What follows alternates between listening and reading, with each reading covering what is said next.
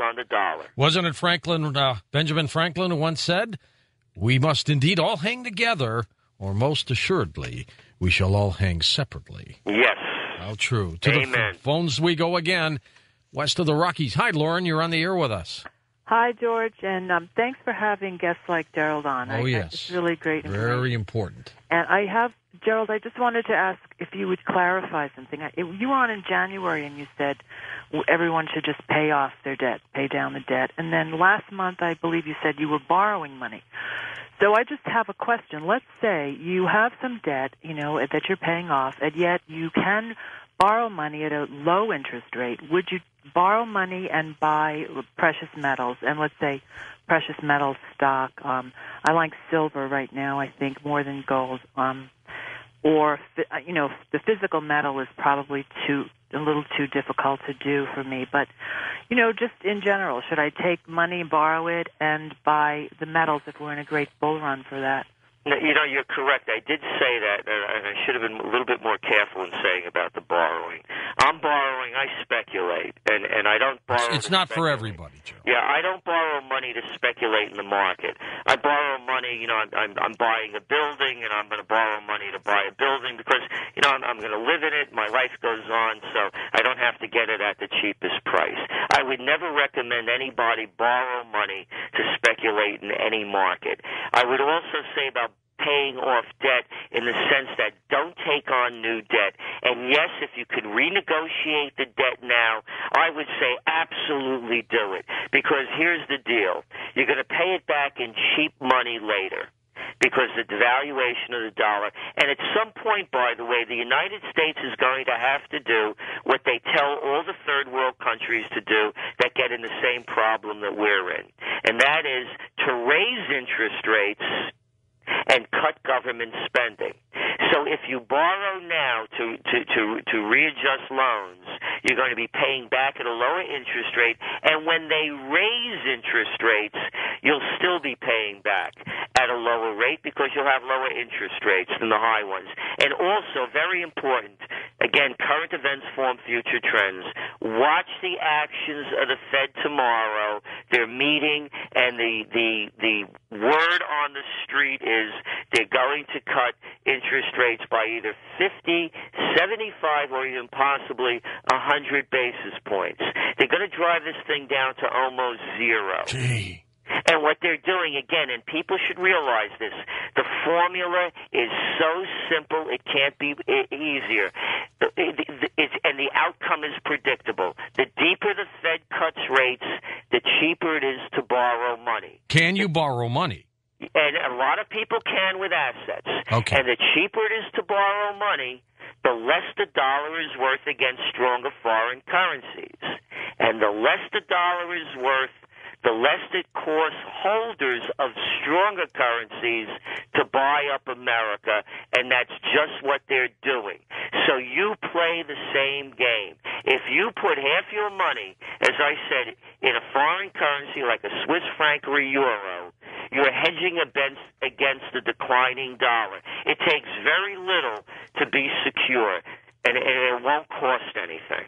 Okay, next up, let's go to our east of the Rockies line. Bill in Augusta, Georgia. Go ahead, Bill. Personally, I blame a lot of this on Richard Nixon for taking the dollar off the gold standard. But what I wanted to ask you was Visa, the private consortium, the credit card company, they've been a private company for years, breaking in money. They all of a sudden, guess what? They're going public. They must want to sell their stock to somebody, take this thing up, and could they be foreseeing a credit crunch in the future or a massive consumer catastrophe? And where do you see Social Security blowing up? There's going to be a massive consumer catastrophe. There's very little doubt about it. You just look at the numbers. Median household income is below 1999 levels. I mean, when I was a kid in college and they talk about the Great Depression, these are the kind of things that were going on. And the other question was, I'm sorry, I forgot it. Let's go back to him. Go ahead. When do you see Social Security blowing up? Oh, well, it won't blow up in the sense that we know it. What they're going to keep doing is by the devaluation of the dollar, you still have Social Security, but it's not paying for a lot. And by the way, I'd also like to touch on it, being that you mentioned that about the presidential candidates and what their plans are to salvage the economy. Well, I got to tell you, Gerald, I would hate to be the presidential candidate to take office next year. My gosh, what a mess! Well, it's a mess, and they don't have the credentials, nor do they have the plans, nor the skills to do what needs to be done. We've looked at all of their plans. I mean, McCain basically has none and admits that he knows nothing about this in his own words. And Obama and Hillary Clinton's, they talk about creating green-collar jobs and renegotiating foreign trade pacts to ensure better environmental standards and better protection for labor. You know, this is kid stuff. It's going to hurt to clean up this mess, isn't They it? can't do anything. It's out of control. No one can save it. Again, this is a government as they, and by the way, I agree with the last caller 100%. It's when Richard Nixon took us off the gold standard in 1973, and when you go back and you look at the policy back then, the Fed was pumping money into the system just like they're doing it now, and the dollar's been on the downward slide since. And let me ask you, do we still have Fort Knox there full of gold? Well, you know, that's up for debate, too. There's someone, they say that was one of the base closings that they have on the list. So who knows? Who knows what they have? And I don't believe a word they say. Read my lips. No new taxes. I didn't have sex with that woman, Monica Lewinsky. The fundamentals of the economy are sound. Saddam Hussein has ties with Al-Qaeda weapons of mass destruction. I don't believe a thing that they say, and I cannot believe that people listen to this peanut gallery of pundits that they roll out on these TV shows to tell you to sit down, take a deep breath. Do you hear them say that? They actually say, take a deep breath, and you're in this for the long run. It'll be okay. It'll be okay. One more caller. Let's go to you, Bob, in Miami wildcard line. Go ahead, Bob. It'll be okay, and I hope your listeners hear the urgency in your guest's voice. SOS, people. The price system is going to collapse. In 1919, when the Federal Reserve was created, we also reached a point in history where mechanical energy surpassed human energy and human labor. In our system, in a high-energy society where our system is based, from 6,000 years ago in Babylon, based on scarcity from a low-energy civilization, we've finally reached a point where the debt bubble is about to burst, and there will be riots on the street on April 15th, my birthday, George, on tax day, and it will be because people do not know what's going to happen when the collapse happens, and they're not going to know why it happens.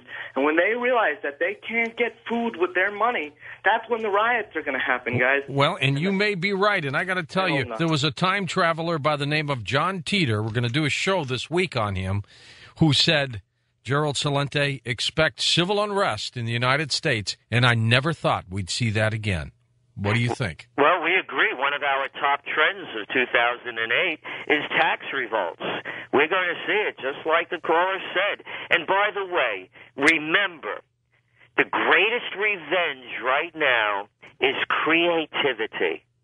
Look within inside yourself and find what you know best and could do best. There's going to be great survivors. Not everybody's going to perish economically. Those that look ahead and plan ahead and go into the future with a clear mind can thrive in these times. Gerald Celente, my friend, back again, I'm sure, as conditions warrant it.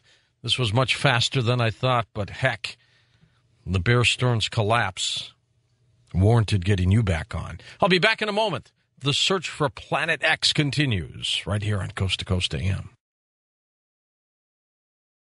Tonight we talk about Planet X, that object that could be in our solar system somewhere. Floating format for you tonight. Two guests. This hour, Jason Martell joins us. I'll explain who he is and what he brings to this incredible story in a moment. And then next hour, Eric Parker joins us. Then in the last hour, the hour that you make your phone calls, both Jason and Eric will join in. Jason Martell is next on Coast to Coast AM. Jason Martell, world-renowned researcher, lecturer specializing in the ancient Sumerian culture, Sumer's advanced technology, and how it relates to Planet X.